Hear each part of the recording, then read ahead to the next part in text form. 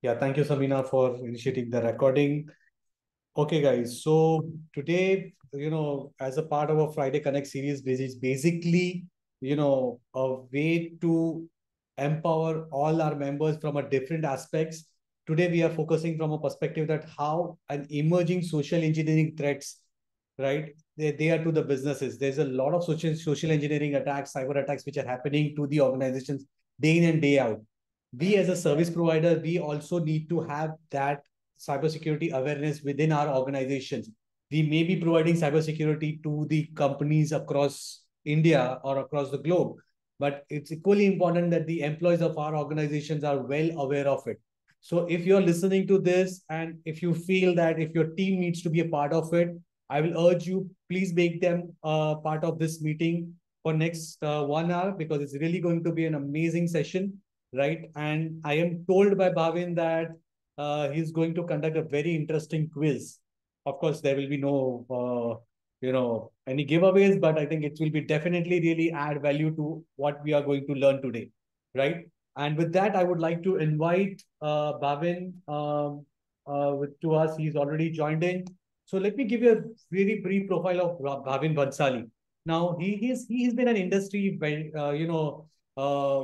into industry for more than like 2 decades, and he has worked in IT security. He was a deputy CISO in ICICI Bank, and he was responsible to create a complete cybersecurity strategy to one of the largest bank in India. That's ICICI Bank. He used to do the implementations and monitoring of cybersecurity for ICICI Bank as well as his whole group companies. And he also comes with an experience in from Wipro and other large organization.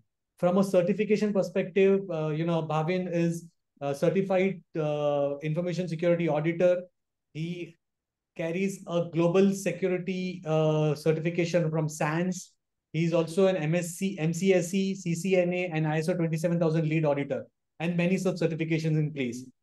Today, he is having his own organization called Progist, which is also into security awareness, right? And they have won, DSCI Innovation Box award, plus also top being a top cybersecurity, one of the top cybersecurity security startups in India, and many other customers. So he has done a lot of sessions in security awareness, and that's the reason why no other than better person than him we would be looking at to give us an understanding what kind of such social engineering attacks can happen and how it can really affect our business and how do we really protect ourselves through it. So without wasting much time, I would like to really invite here Bhavin. Uh, Please take the stage and enlighten us for these awareness sessions for our association. Thank you, Ajay, for your kind introduction. Uh, a very good evening to all the participants. I hope I make this next 45 minutes count. I hope I'm able to share a good perspective of the kind of threats which businesses are into, especially from cyber security attacks related to social engineering. Right. So, what I'm going to do in the next 45 minutes is I'm going to talk about these areas. I'll not spend much time on this slide, considering there's a lot to be shared with all of you. I'll talk a bit about who we are, the kind of work that we've been doing, what kind of cyber security risks that you should be concerned, not just for your customer businesses, but your own business as well. The kind of attacks which are being seen from a cyber security perspective, some case studies which would enlighten you and would, in a way, start making you think what is it that you should be doing, and what are the things which have gone wrong in the past when some companies which were even much, much larger than many of your organizations, but still they did something wrong, which resulted in issues which were material in nature. I'll talk a bit about which are the most evolving social engineering techniques as well. And towards the end, we'll have a quiz and a Q&A as well.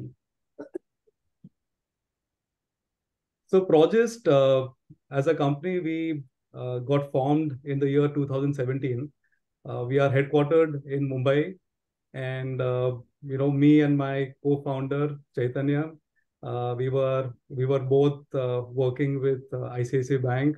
We spent more than a decade in the bank, and we've handled various roles, including managing the entire cybersecurity function for the bank and its group companies.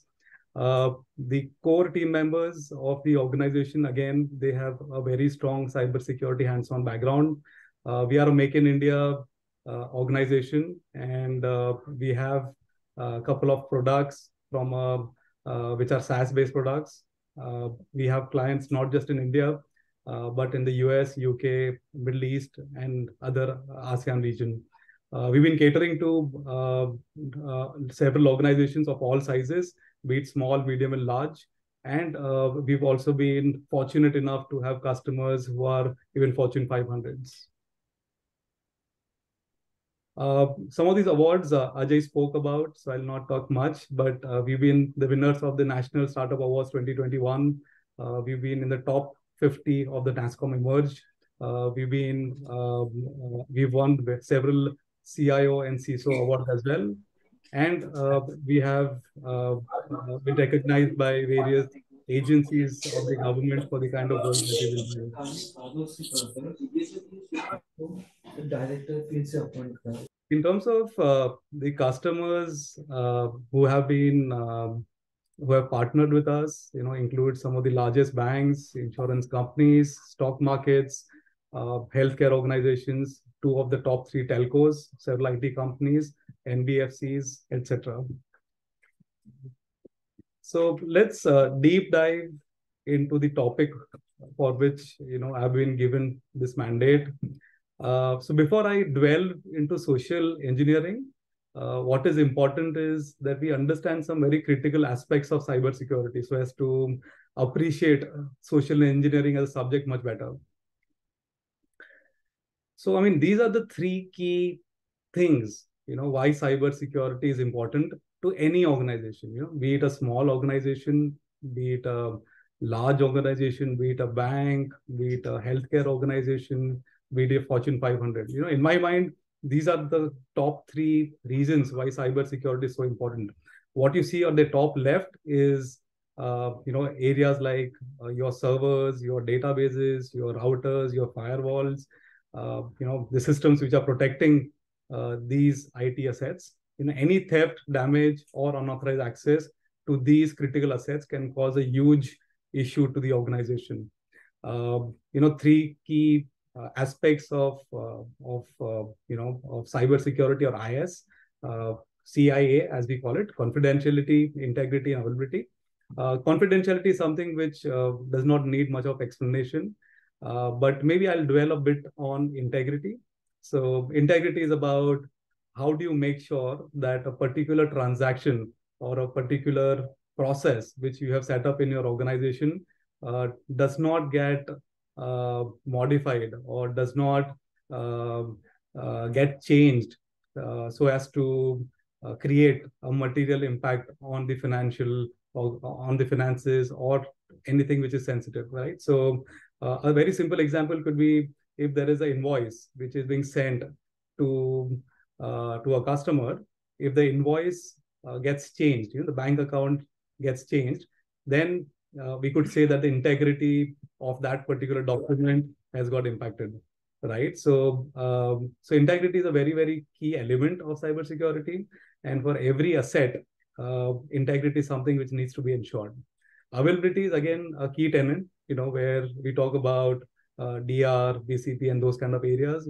Most organizations, if they are into servicing a customer or a third party, they would need to make sure that their assets, IT assets, are always available so as to service them.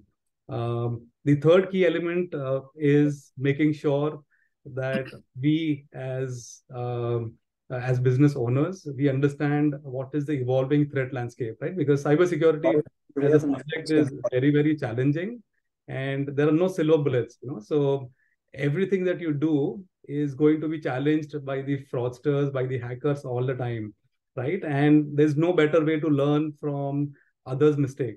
So from that perspective, if there are organizations in the country or globally, if they have suffered a particular kind of a breach or an attack, there's a need that you as a business owner, know about it and take the right precautions, whether the issues which that organization had, does your organization have it, and how do you address those gaps by implementing certain controls.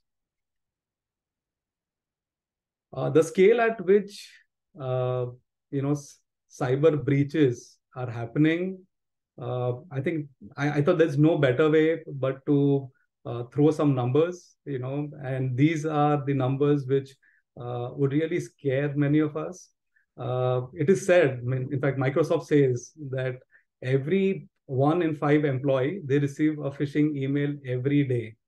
And out of the employees who receive the phishing emails, about 66% of them get compromised. So phishing obviously is a key threat vector in today's world.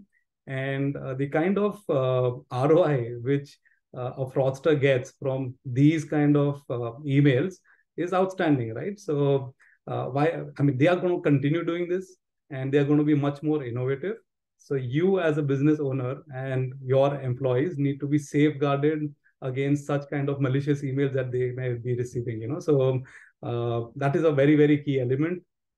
The other interesting number is what got placed in the parliament, in the Indian parliament, and which states that banks between June 2018 and 2022, there were close to 250 data breaches which have happened. And, banks are supposed to be the most guarded organizations. And if such kind of, and when I say 250 data breaches, these would be material in nature. This would be big in nature, right? They would not be reporting something which is very, very small.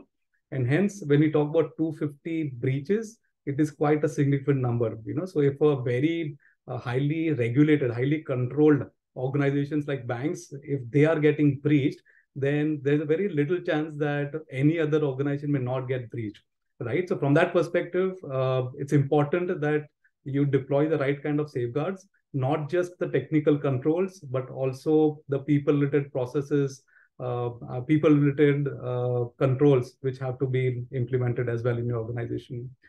Close to 11.6 lakh cyber attacks have been reported in 2022, and it grew 3 times than 2019, right? So the scale at which the attacks are happening, it is massive. And it is said, right, that either you have been breached or you do not know that you have been breached.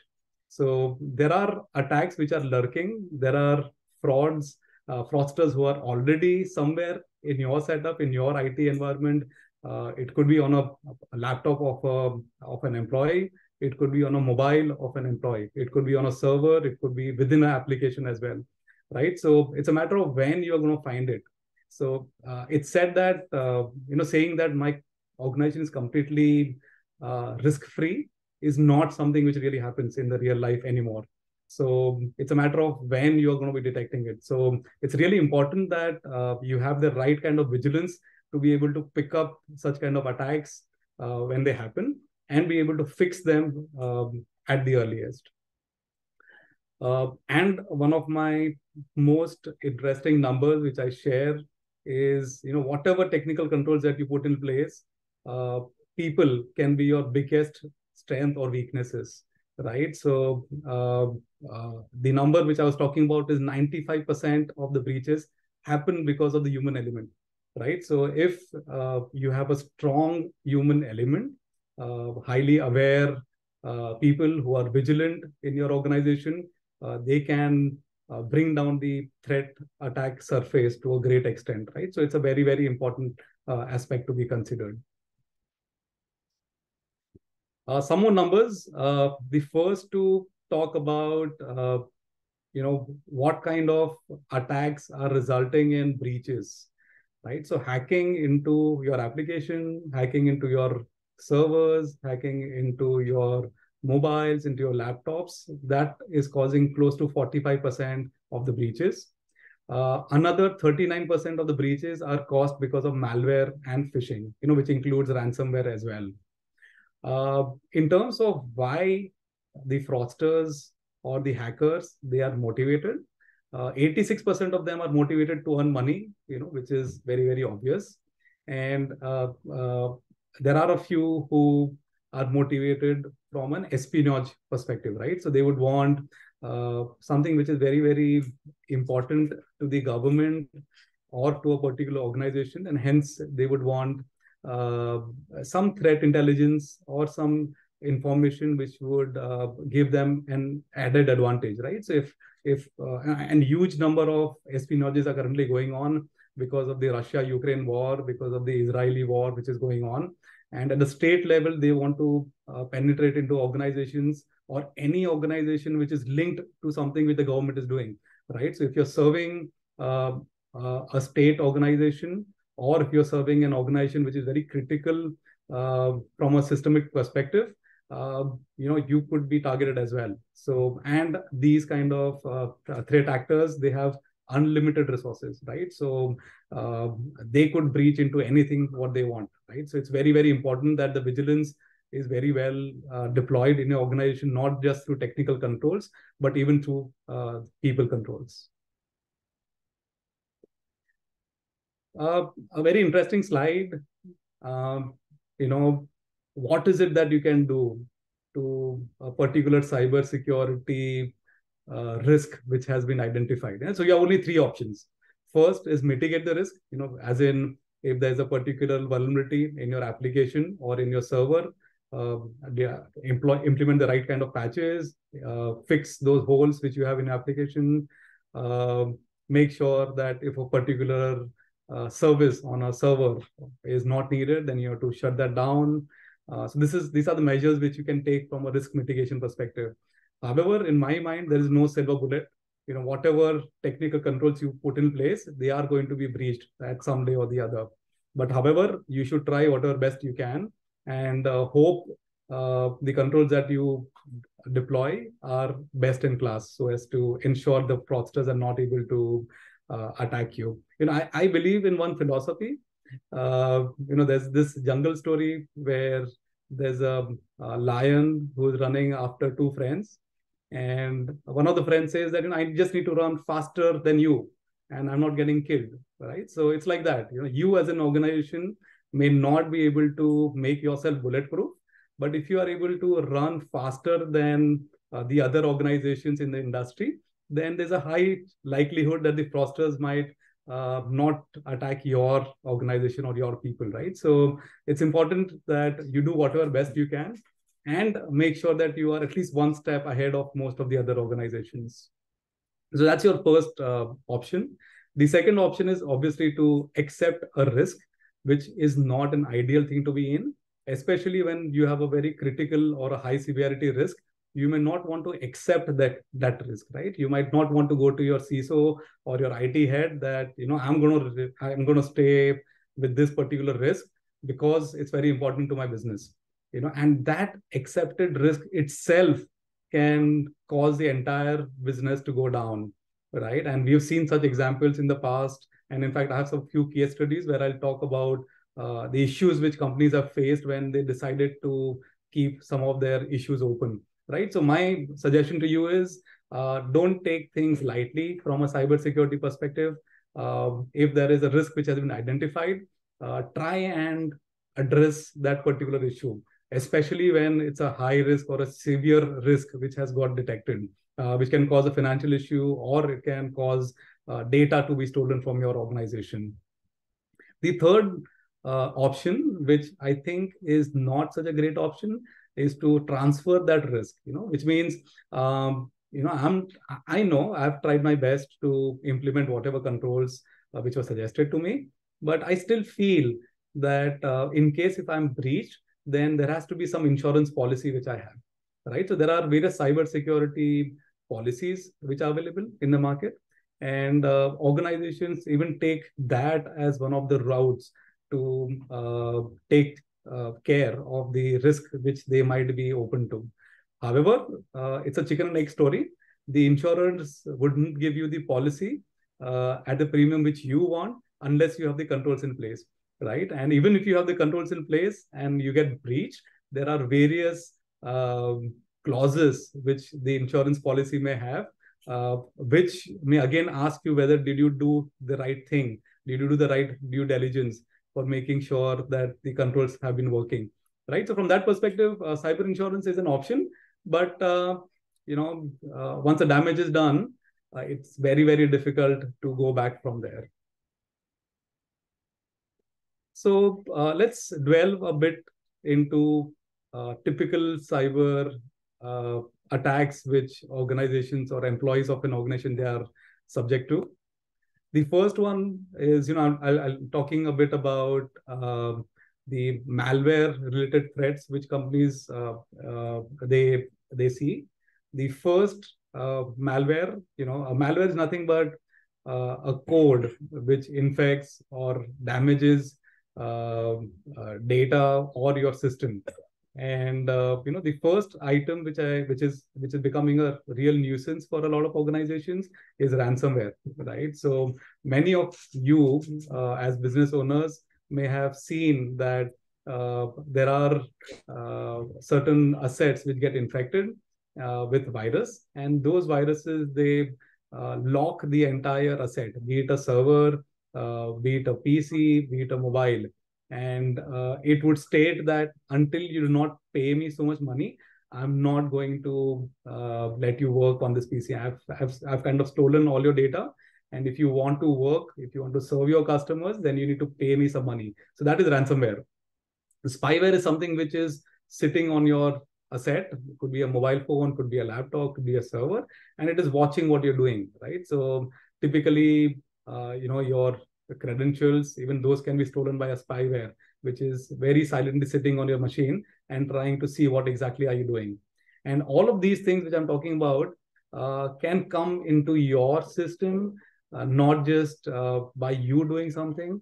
It could just be, you could be on a website which is important to you, and that particular website has certain malware or certain code which gets downloaded automatically, right? So from that perspective, it is possible that even without your mistake, some of these things can come into your system. Leave apart making a mistake, like clicking on a link or opening an attachment which has come from a source which you do not know, or from a source which you know, but still that source did not have the right controls, because of which that particular link or an attachment was infected, right? So from that perspective, you need to be very, very careful from these issues that you see here. You also have adwares, which are not important from a cyber security perspective, but they are a tactic to make money, right? So they will show you ads if your machine has been infected. Typically, you see that on browsers happening. But that is not so much of a scare. It might use your resources, but it is not such a big worry per se. Worms are softwares or malicious codes which spread from one machine to another, right? I mean, if any of your organizations have got infected in the past, you may have seen that one machine got infected, and on the next day you see another machine getting infected. On the third day, you're seeing that another 5 machine got infected. It is because of worms which spread on the network on its own. There is no action needed. They just spread across the network and cause a lot of nuisance to you to recover from a worm attack. Trojans are very, very dangerous because they come with a legit software, and they are hiding inside a legit software, and they are doing everything which any of these other malwares can do, including stealing information or exfiltrating information outside your organization. The last type of malware, which is a very, very interesting kind of a malware, because it is used by attackers to do a coordinated attack on a large set of servers on the internet, or it could be on governments, it could be on a country, it could be on a particular set of machines on a network. It can be done. So what the fraudsters do is they set up a command and control center, and from the command and control center, they use these computers, which are called as bots, which are already infected, and they direct them to do something malicious on a large set of machines or a single server, or maybe some asset, which if it is brought down can cause a lot of issues to the customers or its third parties. So these are some non-malware kind of attacks, which, as a business owner, you should be knowing. And if you're serving some customers of yours, I'm sure you would be understanding this as well. The first is a DDoS attack, which is basically an attack through which you are making a service unavailable, as a fraudster or an attacker. There's a very popular term called as hacktivism. I'm not sure how many of you would have heard it, but it's a combination of two things, hacking and activism, right? And some of these attacks are extremely prevailing in the current war scenario, wherein the governments and the activists who are against those governments are trying to make certain systems unavailable for the genuine users to use. So these kind of attacks, as I mentioned in the previous slide, are coordinated through bots or through some servers which have some weaknesses through which they launch such kind of attacks. The second one is pretty common. What happens when a hacker gets into your system? They would steal data, manipulate transactions. So I think we've heard a lot about those kind of attacks, I'm sure. The third is social engineering, which is the key topic for today's discussion. And, as I mentioned in the earlier slides, I cannot emphasize how important the human element is. So most of the attacks which we notice in the current scenario is because of some kind of an bait which was given to an employee, and the employee resulted in giving away something very, very important to himself or herself or to the organization. So we'll talk more about the kind of social engineering threats that we are seeing today in businesses and on employees and citizens per se. The last and very interesting attack is called a supply chain attack, which is very important to understand, because more and more outsourcing kind of arrangements are being done by businesses to make sure they are able to scale quickly, be able to serve customers in a much faster way, in a much efficient way. And these supply chain attacks are the ones where you as an organization have implemented all the kind of controls, defense in depth kind of controls that you've implemented.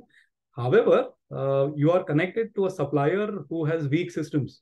And if any of those weaknesses of those systems are exploited, there's a chance that your organization can also be exploited, through a lateral spread which can happen from your supplier. So it's important as a business owner, if there are such kind of relationships that you have, if a supplier is connected to you, make sure that they have equal, if not more, technical controls than what you have. So a quick time check. Ajay, we are good. How much more time do we have?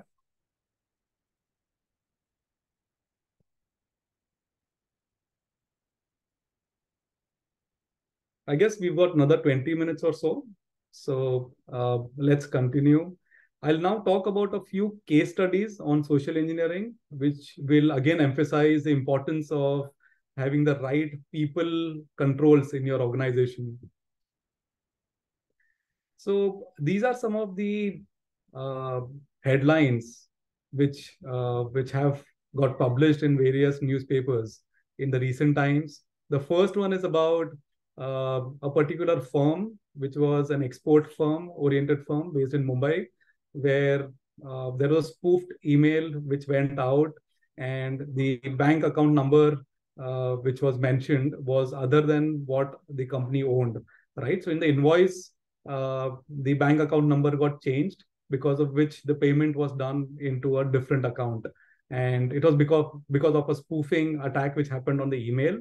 The second one is I think many of you would be the CEOs, CFOs of your organization, and you would have seen that there are attacks which are originating with your name, with a display name of yours, to a third party, trying to trick either your own employee or a third party to do something like a money transfer or give out sensitive data.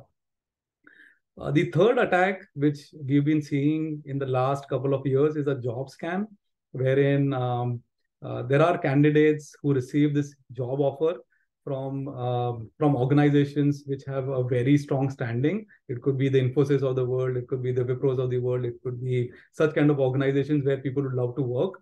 and they would get an offer from those organizations, which are fake offers, and but they are cloning the email ID of the actual organization. So when an email goes out, it would appear as if it's come from hr@projects.net, which is actually our real domain. However, the email has not come from that particular authorized mail server. It's a fraudster who is doing that. So one example of, just a minute. So one example of such an email, which is a real email, wherein there is an Outlook as if a mail has come from Microsoft, and it is asking that the Outlook will discontinue the support on your account, and if you do not update it by so and so date, you will not be able to read emails. And there's a button which is a phishing link. Once clicked, after that, there could be various impacts which can happen on the user, right? So including the username password of the Office 365 setup, which can go away. So in fact, this is one email which was received by one of my friends who runs, an export company. And there are communications which they do for invoices over email with their customers. So in one of these emails, the invoice was sent by my friend's company and to the customer. And the fraudster immediately, after a few minutes, replied back on that same email, which is called a pretexted email, that our bank account number has changed. If you can remit the money in this account, please. Right. So there is entire trail of email which is there at the bottom, and on the top there is a new bank account number which has been shared. Now, when you as a recipient of this email, see a mail like this, and you are in receipt of the earlier email, which is exactly the same, you would definitely be confused that, is it a genuine email or not, right? And for all if you have been interacting with that party on a regular basis, you would consider that this particular email is a genuine email. And, in this particular case, his organization, they lost close to 2 crore rupees just because, they remitted money into a wrong account, and they had no other leverage but to request the customer if they can repay, but it never happened. This is one sample email of what I discussed earlier, the job interview thing. And this is a real email, which was sent out from an HR email ID of an organization. And they were offering a salary of 30,000 per month basis of selection. And they did mention about certain mobile numbers where they can call, or an email which can be checked if they have any clarifications, right? So these are the kind of things from an impersonation perspective which is happening. This is a PDF file which was attached along with PDF file which was attached as an offer letter.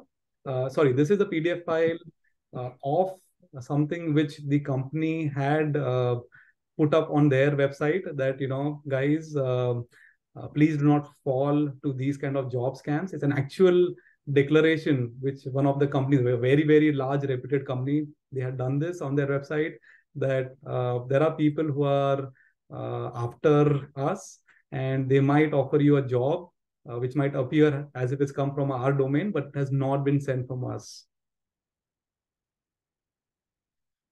This is one case study of a US-based network management software products company called SolarWinds. What had happened here is there was a particular code which was infected with a malware, which was kept on a central server of theirs. And through that particular server, there were updates going out to their customers, right? So what the fraudster did was they attacked the key folder where that particular software was kept, and so when a replication of that product happened to their customer, they were serving close to 3 lakh customers, including some of the most critical sector organizations, including the government as well. So, and obviously SolarWinds is a product which is not just used outside of India, but a lot of large organizations who have a complex network environment, they use this. And they were all subject to this particular risk, wherein because of no fault of theirs, because the product company had an issue, they were in turn exploited. And it is estimated that close to $18 million were lost because of this particular attack. What was interesting was, the fraud had happened almost 9 months ago, and it got detected after a pretty long period, and that too by an external source. So from that perspective, you need to be very, very careful as an organization to ensure that there are regular assessments which are done to make sure that these kind of items are identified. The fourth case study is about a company called as Colonial Pipeline, which actually runs a pipeline from the southeast coast of US, from Texas to all the way to the northeast coast of US to New York. And it is said that 55% of the fuel which is consumed in the East Coast arrives through this pipeline. And this particular organization got impacted with a ransomware. It again started with one of the employees who clicked on a particular link, and there's a malware which actually spread from one system to another system, causing the data to be completely encrypted. And in fact, their accounting software or accounting server actually stopped working because of that ransomware. And they had to pay out close to 4.4 million USD, which is close to 35 crores to the guys who were the fraudsters who had asked for the ransom, for them to be able to resume their services. In fact, there were various gas stations in the US, they went dry after this particular attack. So the reason why I thought I should put this up as a case study is that, even such large organizations, they face such issues. So you as an organization, which could be small, medium, or large, also need to take care of the right cybersecurity controls. So these are some of the controls which can work against the attacks which I've mentioned earlier. Most of the attacks which happen, they start with an email. So having a very strong anti-phishing control, including spam filters, including implementing a domain spoofing control called as DMARC, which is a global standard, implementing the right kind of anti-malware softwares, implementing ransomware softwares, anti-ransomware softwares is something which is the need of the hour.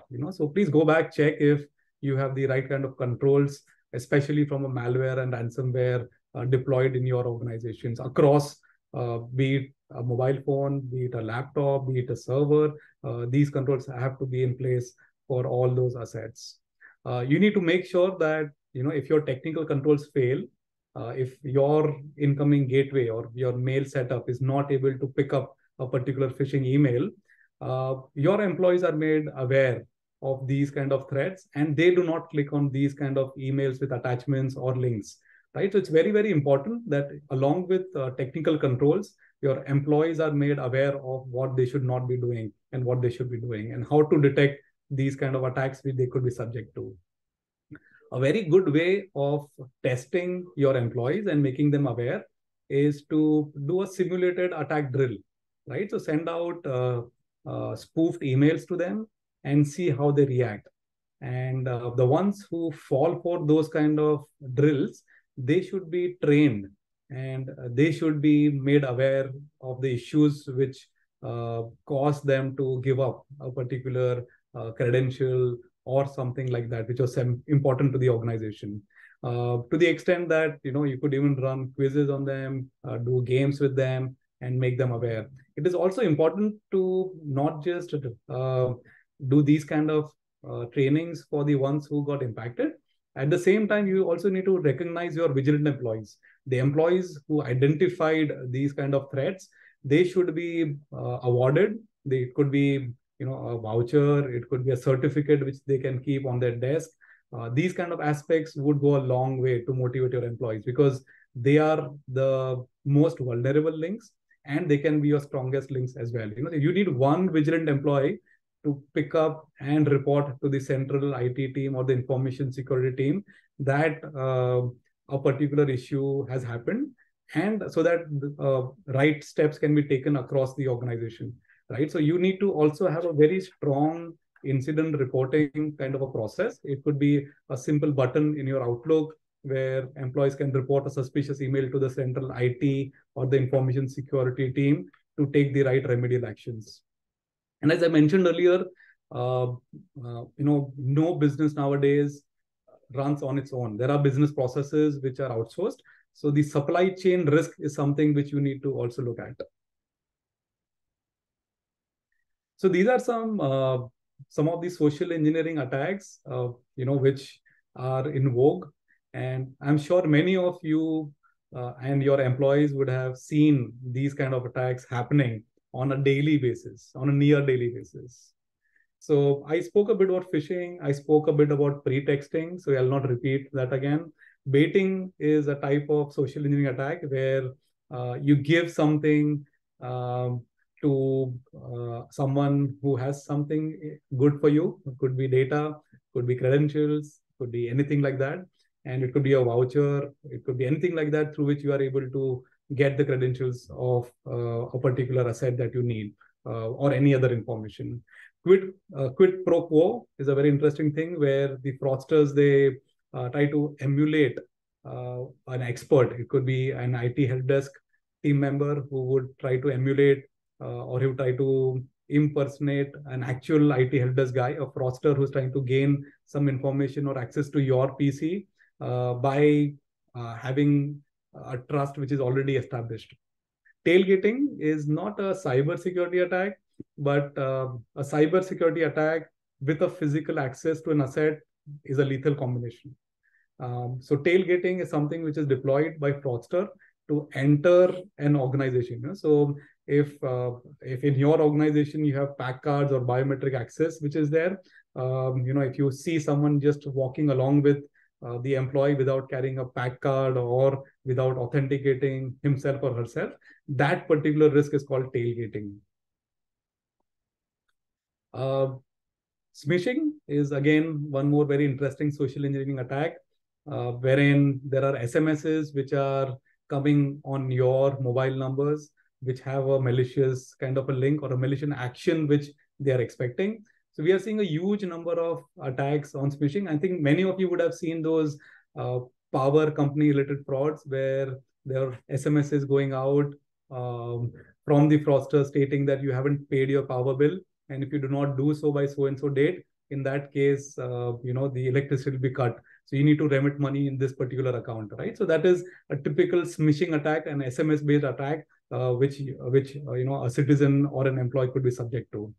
Vishing is a voice-based attack, wherein if a fraudster is calling and baiting a particular employee or citizen, it is called vishing, and over a voice call, and be able to extract something important again. This is a new, a very, very new attack which we are seeing, which is called quishing, which comes from, which the name has been derived from QR code based phishing. So the beauty of QR codes is that if a QR code is embedded in an email, the QR code could redirect an employee who's receiving that email to a link, to an attachment, to anything. But there are most of the email softwares do not scan for QR codes, right? They may scan for a link, they may scan for a attachment, but they may not scan for a QR code. So increasingly, every individual has a QR code scanner on their mobile phones, right? So what the fraudsters do is they identify such kind of opportunities. If there's a particular technology which is becoming very, very popular amongst the users, then they would want to do something around that to get the maximum ROI, right? So since QR codes are being used so rigorously, not just for financial payments, but also to scan a menu card in a hotel, for example, it gives a huge opportunity for the fraudsters to misuse this. And since the email filters do not pick up QR codes as such, so the fraudsters are relying on QR codes to route a particular recipient onto a suspicious site to steal information or to download malwares on a particular PC or an asset. BEC, which is business email compromise, is something which I spoke about earlier, wherein the businesses are compromised because of the email channel, and the fraudsters, they modify the invoices, they get the credentials of a particular employee, and they conduct a man in the middle attack, which means they are sitting between the sender and a third party or a customer of an organization, and they are modifying data points and challenging the sender of that email or the recipient of that email to do a mistake, be it change a bank account number or share something sensitive like an attachment. So this is a very new and interesting attack, which I'm running a small video. You may not be able to hear the audio, but there's enough text which will give you a perspective. So this is about a WhatsApp-based display name fraud. So many of us would have received this kind of an email, or as a business owner, someone might have complained that I'm getting an email, I'm getting a WhatsApp message which has a profile picture, a DP of yours. However, it is not your number. So I mean, what the hell is going on? And a lot of people have lost money. A lot of organizations have lost money because of this particular scam, which impersonates typically the CFO and the CEOs of organizations. So let me run this video for you.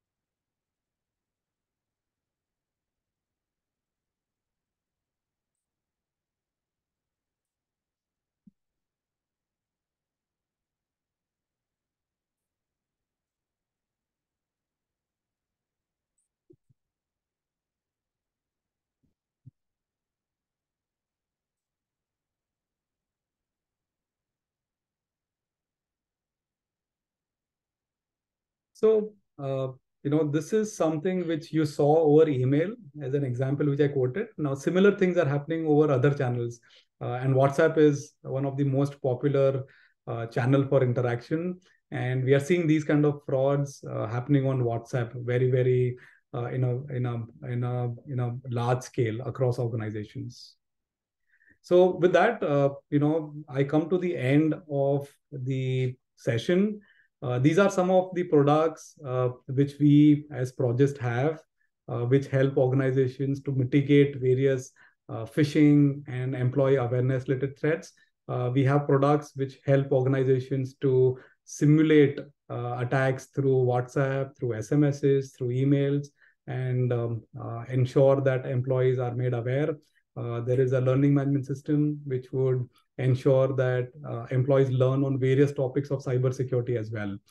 There's a product which helps organizations to, or rather employees to report a suspicious email to the to the central IT or the InfoSec team as well. So with that, there's a small quiz which we have of 10 questions.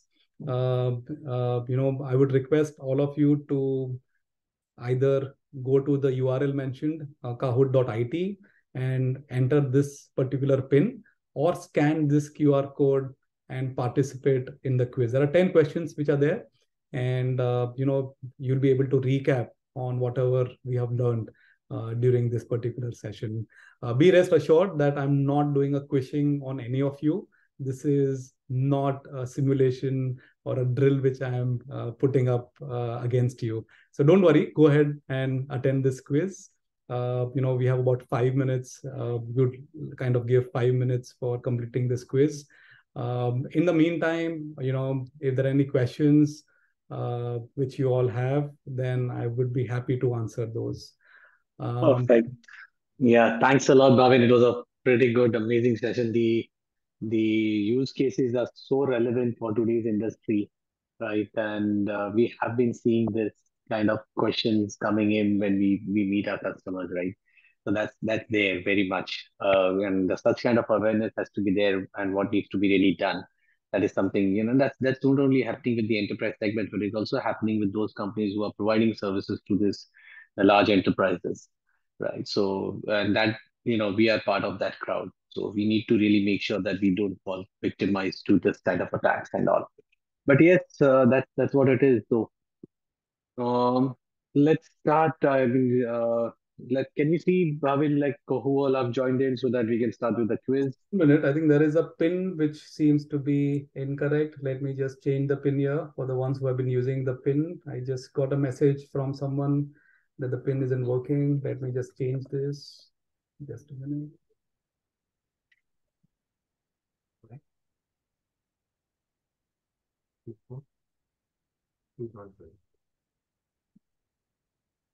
All right. So, this is the pin which would work. The QR code looks okay. That should work as well. Ajay, what is it that you were saying? If you could repeat the last thing, please. Yeah, I was saying like just let's check like if everybody is joining in or not, so that we can go ahead with the quiz. I'm also joining in. So okay. Fantastic. Okay, great. Guys, any questions about the security awareness? If you need any more consent, you starting with the quiz? I think we still need to have people to join in. No, the This quiz is is already already started. on. The quiz has started, Ajay. Okay, so it is it like okay, but I think people were still joining, right? There's no need to join per se, so they have to just go to this particular URL and enter the pin or scan the QR code, or if they have an app, even that would work. So I'll just ask my team to tell us if they are able to see some completions of the quiz as well. Just give me a minute. Okay, great.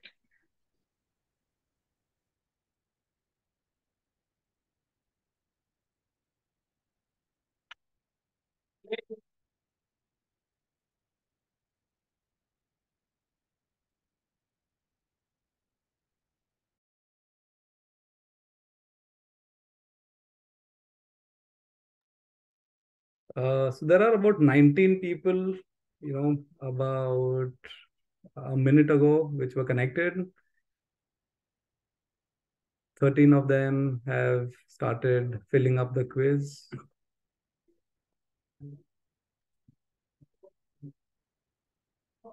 Now we have 22 people.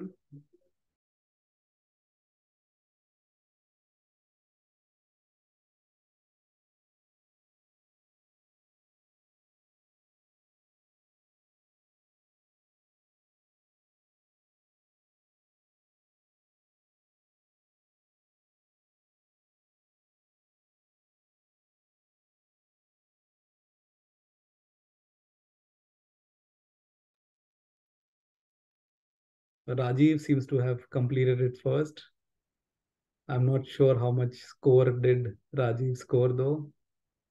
I got all correct. Oh, fantastic. Congratulations.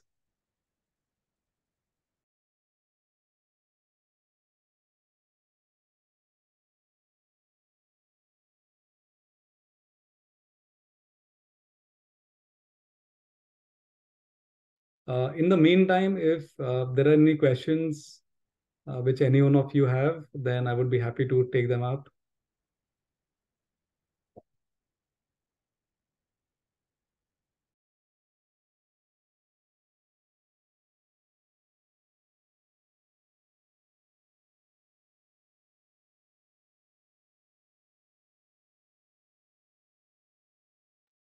I have a quick question, Bhavin.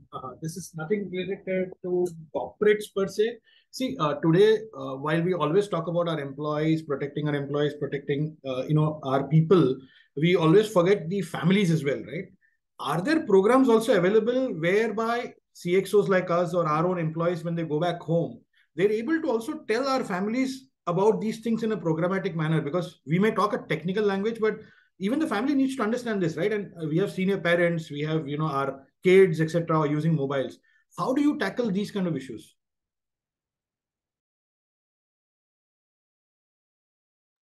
These are absolutely very, very challenging kind of scenarios, Rajiv. And for us to be able to, take up these kind of aspects to our family and our friends is not an easy task. However, the kind of material which is available on the internet from an learning perspective, there are various courses which the government has put up for kids, for citizens per se. In fact, there are a lot of these articles, brochures, circulars which even the regulators have come out with. I've seen a beautiful brochure which was released by RBI a couple of quarters ago, and it spoke about various threats which anyone could be subject to. So you do have some stuff available on the internet. However, it is best to kind of train them when you see a particular risk happening, right? When you know that something like this has happened, it's important that a simple WhatsApp message can be circulated amongst the ones whom you know. So, and something which is very, very important is to even educate them about some false information which is being circulated, which is not the right message which is being sent out, either from a cybersecurity perspective or a spam perspective or scam perspective. So I would suggest that these are the kind of measures that each one of us take for this particular area. Thanks, Bhavin. Thank you. I think Ashok has a question. Captain Ashok. Yeah, good afternoon. I wanted to check with you if you compare your last slide with one of your initial slides, where you defined the names of your customers. Can you help us understand which of these products, in very broad terms, those customers have gone ahead with? So Pro DMARC is our flagship product, and I would say close to 85 to 90% of the clientele which you see would definitely have Pro DMARC product which is deployed at their end. At the same time, ProFish is a platform which we have brought into the market about 2 years ago, and we have been able to upsell and cross-sell that product to more than 40% of the customer base already. So this simulation product that you are offering, does it use the customer's MTA, or do you use a third party or a separate MTA? It has both the options. So there's a configuration which is there in the product, wherein if you want to use your own MTA, you could use it. If you want to use the MTA which the SaaS platform provides, it can be utilized that way. So the default one is the SaaS MTA. And one of the points that I wanted to check with you, because it wasn't mentioned, so there is this concept of whaling, which use various medias to exploit a target, especially a high value target. Absolutely. So any solutions around that that you cater to? So many of our customers, what they do is they create a particular simulated attack on some of their key employees or for the senior management. So while the way you would simulate an attack remains the same, but the context which you create differs. So that's how we engage with our customers, where they say that we want to attack or we want to create a drill around, maybe the treasury head of the organization or someone who is at a very important position. So we help customers to customize the drills for that particular segment of their organization, which are the whales of that organization, which are the ones who, if attacked, could cause a huge impact on the organization. But that would be restricted only to the email platform, right?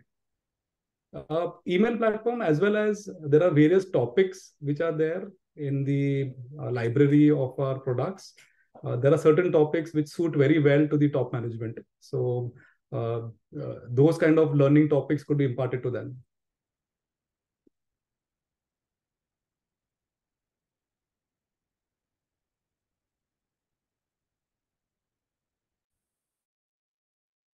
Great, fantastic. I think that's any other queries, guys?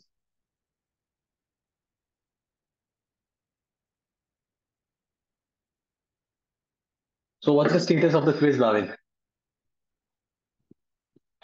You're on mute, friend. So sorry, let me go back and check. 1 minute. 28 participants of the webinar, they attempted the quiz. Wow, that's good. That's a pretty good number. I'm seeing 35 right now connected, 28 of them. Not a bad number. Pretty good. Not a bad number. So how many have like been 100% and how many are like 80, 90%? Yeah. Give me a minute. It is getting uploaded here.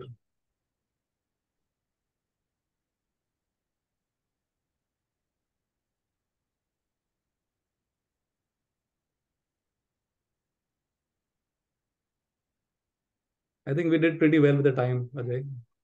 Yeah, the time was well. Perfect. I think we are on time. Okay.